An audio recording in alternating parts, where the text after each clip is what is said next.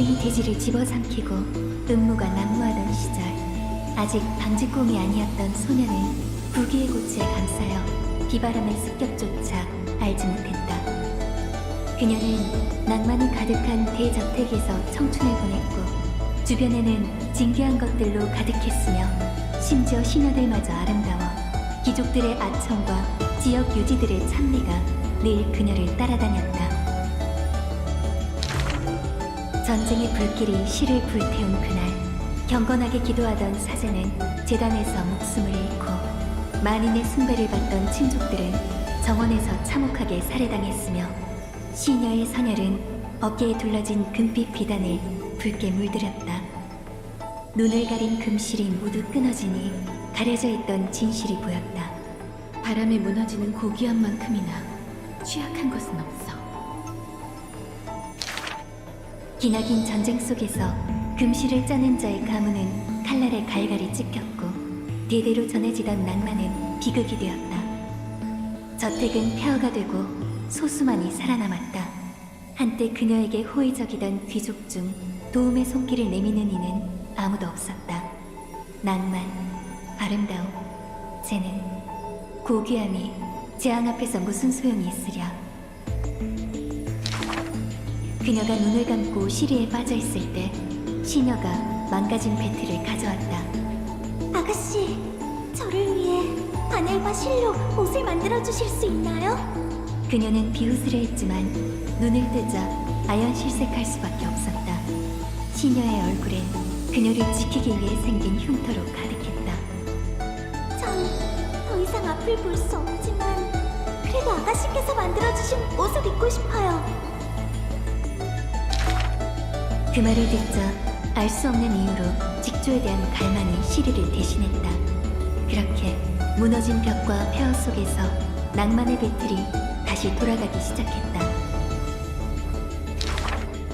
시녀의 아름다운 옷은 황금으로 변했고, 그녀는 고귀한 명성을 되찾았다. 이 고귀한 주인의 곁에는 항상 분에 넘치게 화려한 의복을 입은 눈먼 시녀가 있었다. 방직공이 연회에 참석하자 예전의 찬사가 다시 귓가에 들려왔다. 저 기품 있는 여사는 네스티아의 재림이 분명해. 그러나 불쾌한 소리도 많았다. 저 추한 신녀는 주인의 아름다운 얼굴을 무색하게 만드는군. 귀가 밝은 시녀는 수치심에 고개를 떨구고 작은 목소리로 사과했다. 제가 아가씨의 얼굴에 먹칠을 했군요. 그 말을 들은 주인은 오히려 그 시녀를 데리고 연회장 중앙으로 갔고, 이 못생긴 시녀를 모델로 세워 그녀의 새로운 작품을 선보였다. 그녀는 알게 되었다. 찬미와 비방은 전부 허상이고, 겉모습의 아름다움과 추함은 낭만과 무관하며, 신의 금실은 오직 마음속에 존재한다는 것을. 신의 힘을 지니고 영웅의 길을 걷는 그녀는 더 이상 무력한 소녀가 아니었다.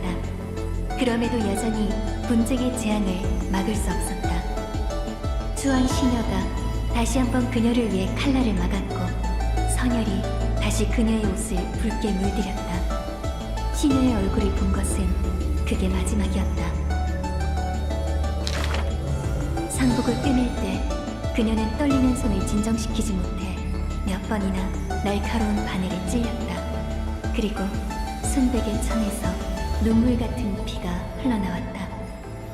장례식 때 이곳의 무수한 무덤과 화려한 옷을 걸치고 웃고 떠드는 귀족은 그녀를 더욱 슬프게 했다. 신의 불씨를 쫓아서 찾아온 숙명일까? 그녀는 신상 앞에 무릎을 꿇고 낭만의 네스티아에게 기도했다. 제발 이 전쟁으로 피투성이가 된 의상들을 봐달라고. 어째서 아름다워 보이는 것이 실제로는 추악하고, 그 추악한 것 속에 아무도 보지 못하는 고귀함이 숨겨져 있는 것입니까? 어째서 앞이 보이지 않는 자는 빛을 볼 수 있는데 빛을 보는 자는 도리어 빛을 볼 수 없는 것입니까? 쇠락한 신은 침묵할 뿐이다. 만약 당신의 눈이 어둡다면 전체 운명으로 그녀는 뜨거운 불씨를 움켜쥐었다. 모든 것을 꿰뚫어 볼 수 있는 눈과 맞바꾸겠습니다. 따뜻한 액체가 만물을 바라보는 그녀의 두 눈에서 흘러내렸다. 그 순간 그녀는 자신이 아름다움의 실체를 보았다고 확신했다.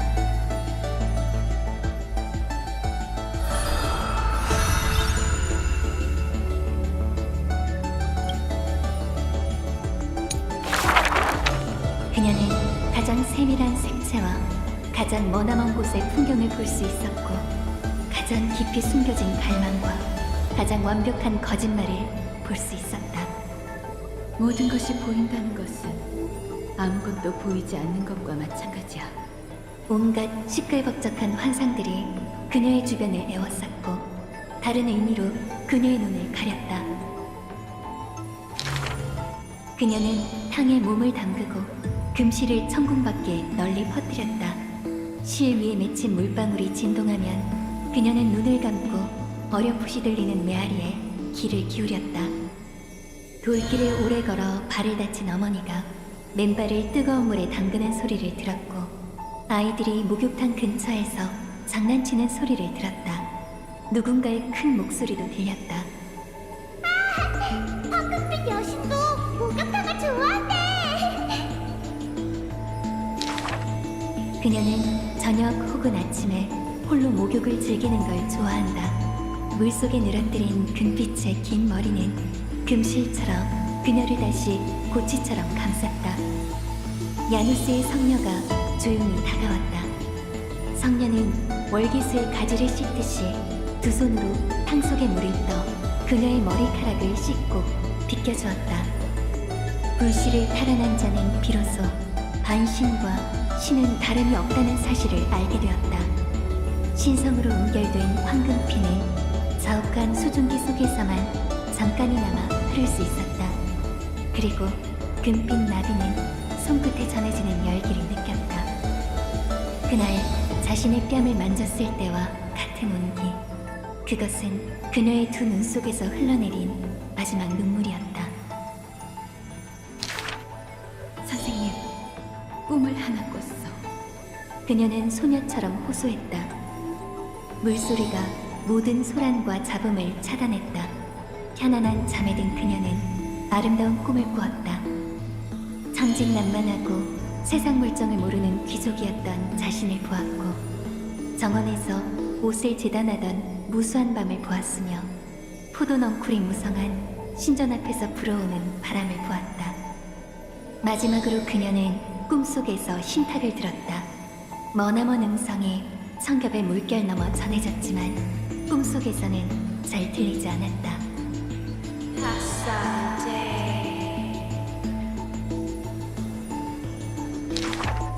영양 기계는 언제나 반짝이고 새들은 노래를 멈추지 않네. 오크마의 아이들은 이 노래를 좋아했다. 어째서 아이들이 전래동료를 믿듯이 황금기가 계속될 거라는 약속을 믿지 못할까? 하지만 여명 기계는 정말 언제까지나 빛날 수 있을까? 새들의 노랫소리도 언젠가는 멈추지 않을까? 과거 황금 목욕탕에서 사람들의 눈부신 미래를 엿본 그녀는 두 눈을 관통당했다. 그 미래는 결코 거짓된 약속과 비견할 수 있는 것이 아니었다.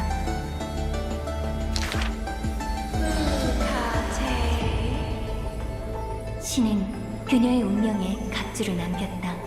그녀는 알고 있었다. 오래전부터. 붉은 머리 아이가 걱정스러운 표정을 지었다. 넌 모든 이들의 운명을 알고 있으면서도 자신의 미래는 말해준 적이 없어. 신탁을 전하는 아이는 깨달았다. 한 사람에게 그토록 무거운 짐을 짊어지게 하는 것은 부세의 티탄이 여명을 짊어진 것에 버금간다는 것을. 실의 미래라면 당연히 하나뿐이야.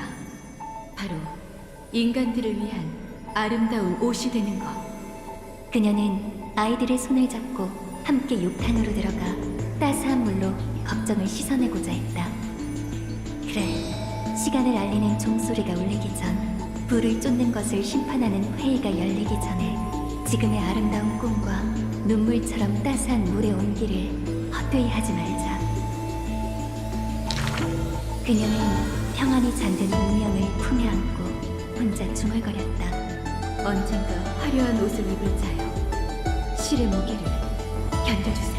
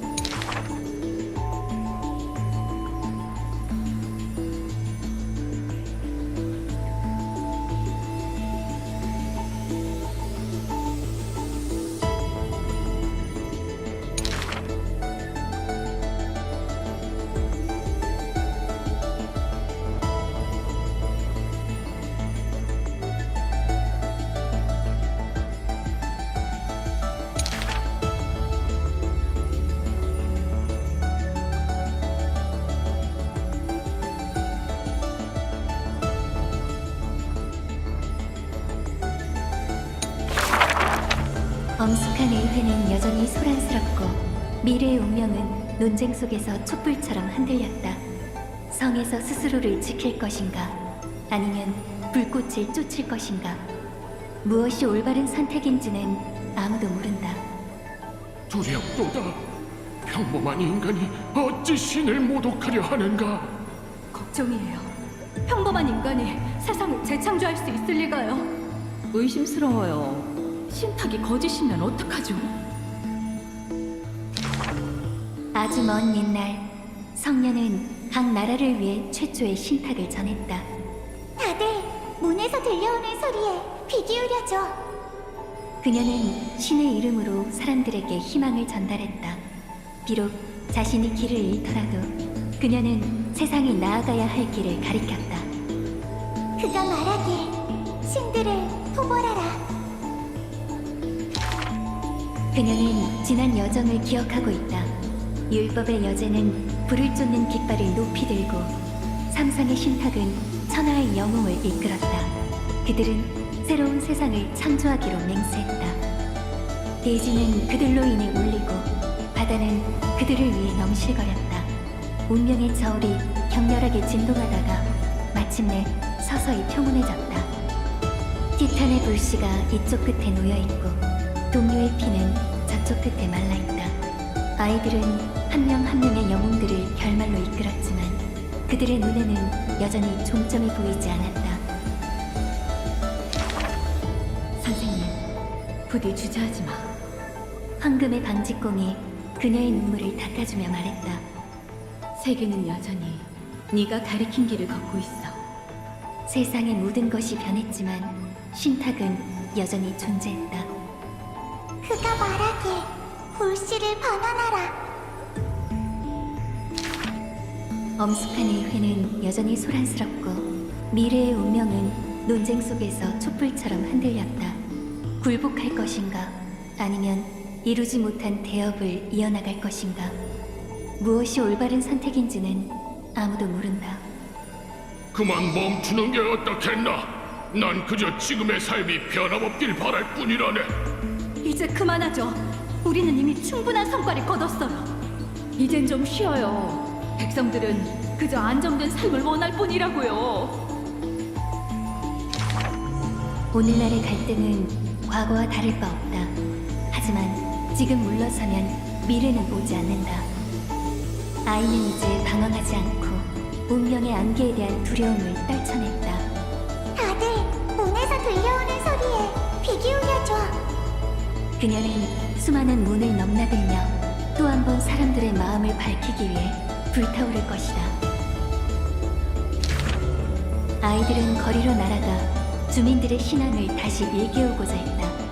두려워 마. 우리가 반드시 너희를 새로운 집으로 데려가 줄게. 트리비님, 트리에님, 더 이상 울지 마세요. 걱정하지 마세요. 우린 언제나 여러분을 믿고 있으니까요. 부인은 아이의 눈물을 닦아주었고 기도하는 자들은 경건하게 그녀들을 축복했으며 길을 잃은 자는 아이의 손을 잡았다. 마치 신탁이 그들을 인도하는 것처럼. 그가 말하길 신의 권능을 받들어라. 조용한 트리노는 발수가 제일 적어. 활발한 트리에는 장난을 좋아해. 귀여운 트리비는 여기저기 날아다니지. 사람들의 격려는 진실했고 황금의 후예는 언제나처럼 함께했으며 어머니의 포옹은 모든 꿈을 따뜻하게 해줬다. 그렇게 아이는 깨달았다. 그렇게 아이는 받아들였다. 설령 무수한 이별이 어깨에 짐처럼 얹히고 설령 운명의 피가 이미 말라버렸을지라도 과거에서 미래에 이르기까지 따뜻한 빛이 들어오는 문은 언제나 그녀들을 위해 열려 있었다. 문 속에서 소리가 들려온다. 그가 말하길 기적을 이루어라.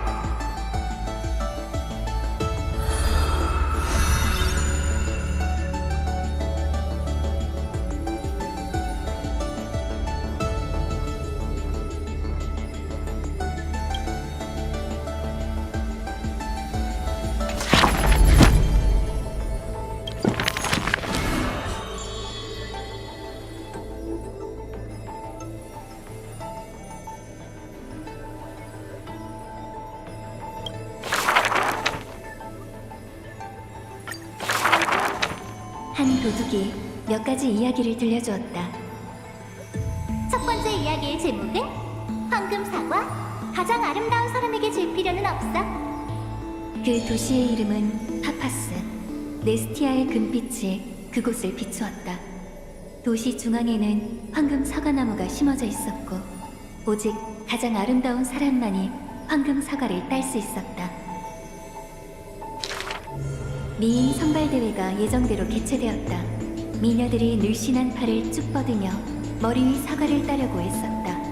하지만 사과의 손끝이 닿으려 할 때마다 한 줄기 바람이 불어와 사과를 흔적도 없이 사라지게 했다.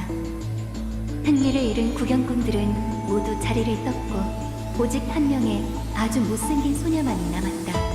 깜짝 놀란 채 서 있는 그녀의 품속에는 황금 사과가 가득했다. 두 번째 이야기의 제목은 개변. 자기 자신까지 속이지 마. 그 도시의 이름은 이딜리아. 세르세스의 뿌리가 땅속 깊이 뻗어 있다. 언변에 능한 학자는 손에 거북이를 들고 상식에서 벗어난 이론을 늘어놓았다. 아무리 뛰어난 운동선수라도 이 거북이를 따라잡을 수 없네. 이 주장을 반박할 수 있는 사람은 없었고 그는 원하던 대로 우승을 차지했다. 그런데 학자가 떠나려고 할 때 한 줄기 바람이 불어와 거북이를 그의 앞에 떨궜다. 역설은 뜻밖에도 진실이 되었다. 학자는 거북이를 쫓아 밤낮으로 뛰어다녔다. 세 번째 이야기를 들려줄게. 제목은 속임수 대결. 누가 속임수 대왕인지 겨뤄보자. 그 도시의 이름은 도로스. 자그레우스도 이곳에서 속은 적이 있다고 전해진다. 국왕은 완벽한 거짓말을 위한 상금을 걸고 티탄을 속였던 위협을 다시 세우려고 했다. 제 생각에 이 세상은 조롱박이에요. 사실 우린 전부 유령이에요. 사기꾼들이 차례로 도전했지만 왕의 마음을 사로잡은 이는 없었다. 한 줄기 바람이 불고 한 소녀가 공고를 떼어내 왕을 아련하러 왔다. 잠시 후 그녀는 상금을 손에 들고 밖으로 나왔다. 주변 사람은 궁금해했다. 그녀는 어떤 속임수를 쓴 것일까? 자그레우스는 거짓말 말해. 그리고 내가 바로 그 자그레우스야. 네 번째 이야기의 제목은 돈이 좋아. 그럼 대가를 치러야지. 그 도시의 이름은 미테미스. 불어오는 바닷바람이 사람들의 기분을 좋게 해준다. 막대한 재산을 보유한 구두쇠가 티탄에게 소원을 빌었다. 무엇이든 황금으로 바꿀 수 있는 능력을 갖게 해주세요. 한 줄기 바람이 불더니 손에 있던 돌이 번쩍이는 금으로 변했다. 그러나 그 기쁨은 하루도 채 가지 않았다. 한 번의 포옹으로 자신의 부인이 금화로 변해 땅으로 흩어졌기 때문이었다. 그는 파구사를 향해 그 축복을 회수해달라며 울부짖었지만 나타난 것은 후드를 쓴 소녀였다. 소녀는 웃음을 터뜨리며 그의 손을 잡았다. 돌아가서 금고를 봐봐. 아마 금화가 조금 적어졌을 테지만 네 부인이 그 안에 있을 거야. 사이퍼라, 또 긴 여정을 떠났었구나. 재밌는 얘기 듣고 싶어. 후드 소녀는 목욕탕에서 다리를 꼬고 손가락으로 두 개의 동전을 이리저리 튕기며 말했다. 간단하게 말하면 내가 네 개의 도시를 갔다 왔는데 마음껏 속이고 얻은 것도 엄청 많아. 소녀는 말을 멈추고 창밖을 바라보았다. 티탄의 어깨 위 찬란한 빛이 그녀의 오른뺨을 비추었다. 영향은 멈추지 않고 도둑은 이국 땅을 회부하지. 내가 지금 거짓말하고 있지 않는 걸 네가 어떻게 알겠어?